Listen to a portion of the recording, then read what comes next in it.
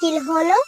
ঝড় বৃষ্টিতে গাছের ডালটা পড়ে তো ঘরের চালটা ভেঙে গেল। যা বৃষ্টি শুরু হয়েছে, এই চাল ঠিক করাতে না পারলে ঘরের মধ্যে বৃষ্টির জল ঢুকে পড়বে। এটা তো আমিও ভেবেছি মা, যত দ্রুত সম্ভব ঘরের চালটা ঠিক করতে হবে, নয়তো বৃষ্টির জল ঘরের মধ্যে ঢুকে পড়বে। মারে, কি করে চালটা ঠিক করব বল তো? হাতে কোনো টাকা পয়সা কিছুই নেই। চাল ঠিক করতে গেলে তো বেশ কিছু টাকার দরকার, কিন্তু এখন যা হাতের পরিস্থিতি, আমার হাতে যে একটা টাকাও নেই। তবে মা, আমার মাথায় একটা বুদ্ধি এসেছে। আপাতত আমরা ঘরের ভাঙা চালটা কলা পাতা দিয়ে ঢেকে দিই, এতে করে বৃষ্টির জল আর ঘরে ঢুকতে পারবে না। আরে বাহ, কথাটা তো তুই মন্দ বলিসনি। এই কথাটা তো আমার মাথায় আসেনি। তবে তাই চল রে মা, আমরা কলা পাতার বাগান থেকে বেশ কিছু কলা পাতা নিয়ে আসি। তারপর ঘরের চালে কলা পাতাগুলো তুলে দেব। আমি না, তুই বরং ঘরের চালের ওপর ওঠ, আর আমি কলা পাতাগুলো দিচ্ছি। তারপর তুই এক এক করে ভাঙা জায়গায় কলা পাতাগুলো বিছিয়ে দিস। কেমন রে মা? আচ্ছা মা, উঠছি আমি। তুমি চালের উপর উঠতে পারবে না, তুমি বরং নিচ থেকে কলা পাতাগুলো আমার হাতে ধরিয়ে দাও। আমি চালের ভাঙা অংশে কলা পাতাগুলো বিছিয়ে দেব। মা, তুমি যে কেন চালের উপর তরমুজের চারা গাছগুলো দিয়েছিলে, এখন ঠিক মতো কলা পাতাগুলো চালের উপর বিছিয়ে দিতেও পারছি না। ঘরের চালায় লাল তরমুজ। মা, ও মা, শুনছো? তোমার ঘরের চালায় যে তরমুজ ধরেছে, তাও আবার লাল তরমুজ। বলছিস কি রে মা? আমি তো লাল তরমুজের কথা কখনো শুনিনি। আমি তো জানি তরমুজ সবুজ রঙের হয়। তবে আমার তরমুজ গাছে এ কেমন তরমুজ ধরেছে? মা মিনা, তুই বরং তরমুজটা নিয়ে নেমে আয়। এই লাল তরমুজের ভিতরে কি আছে বন্ধুরা? তোমরা কি জানো এই তরমুজের ভিতরে কি আছে? মা, ও মা, তুমি দেরি করো না, তরমুজটা বরং তুমি কেটে দেখো, তবেই আমরা বুঝতে পারবো এই তরমুজের ভিতরে কি আছে। আর তরমুজটা যেহেতু লাল, খেতেও নিশ্চয়ই অনেক ভালো হবে। আরে মা, এখন এই তরমুজটা কাটা ঠিক হবে না। আমি বরং তরমুজটা নিয়ে ঘরে রাখি, তাহলেই তরমুজটা নিয়ে বরং তান্ত্রিকের কাছে যাব। তরমুজ তো সবুজ রঙের হয়, এটা আবার কি অদ্ভুত তরমুজ। ঠিক আছে মা, তুমি যেটা ঠিক মনে করো সেটাই করো। তবে তরমুজটা এখন বরং তুমি ঘরেই রেখে আসো। কি, তরমুজটা এত আলোকিত হলো কি করে?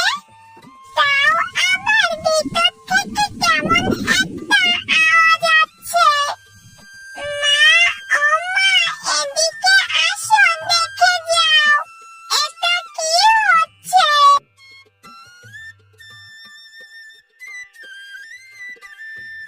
কি হয়েছে রে মা?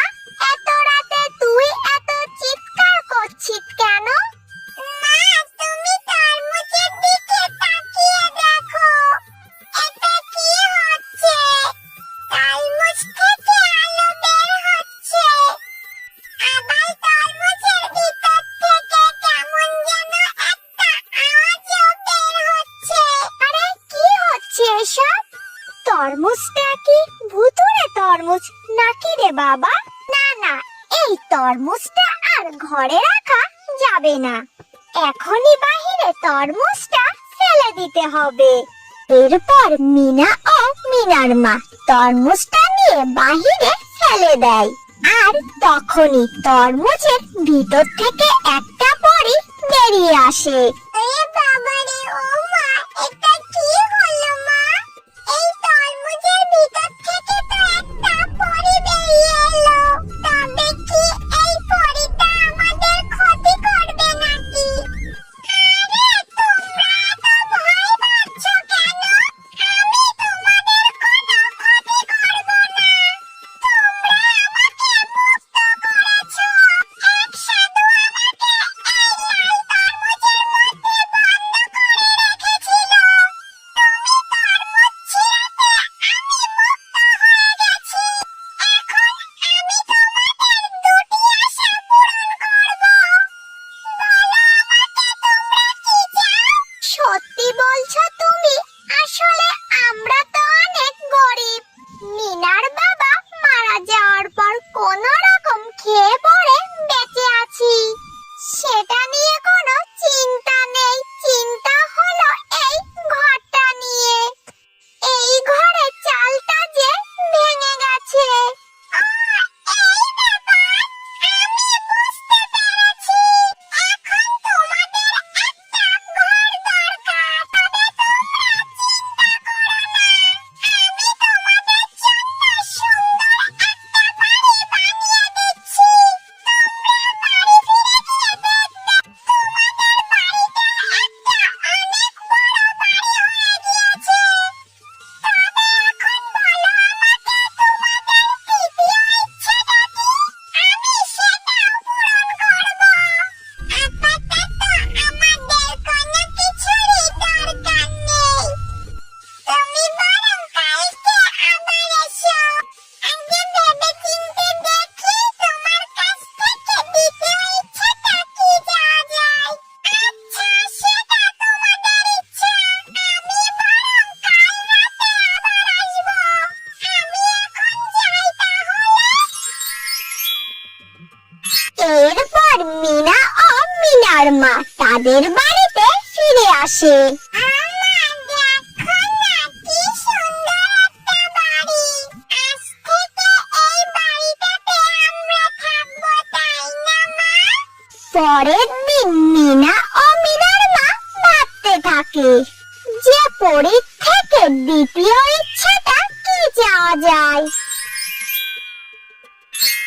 এই তো তোমরা দুজন এখানেই আছো। তাহলে এখন বলো তোমাদের দ্বিতীয় ইচ্ছেটা কি?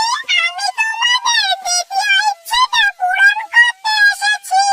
সত্যি পরি, তুমি অনেক ভালো।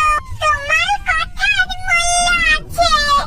আমরা তো অনেক হতদরিদ্র। শুধু বড় বাড়িতে থাকলে কি হবে? খেয়ে পরে তো ভালোভাবে বাঁচতে হবে। তুমি আমাদের এমন কিছু দাও যাতে আমাদের কোনো কিছুরই অভাব না হয়। ঠিক আছে, এই নাও জাদুর হাঁড়ি। এই হাঁড়ির ভিতরে হাত রেখে তোমরা এই হাঁড়ির কাছে যা চাইবে, এই হাঁড়ি তোমাদের তাই এনে দেবে। কোনো কিছুরই তোমাদের আর অভাব থাকবে না।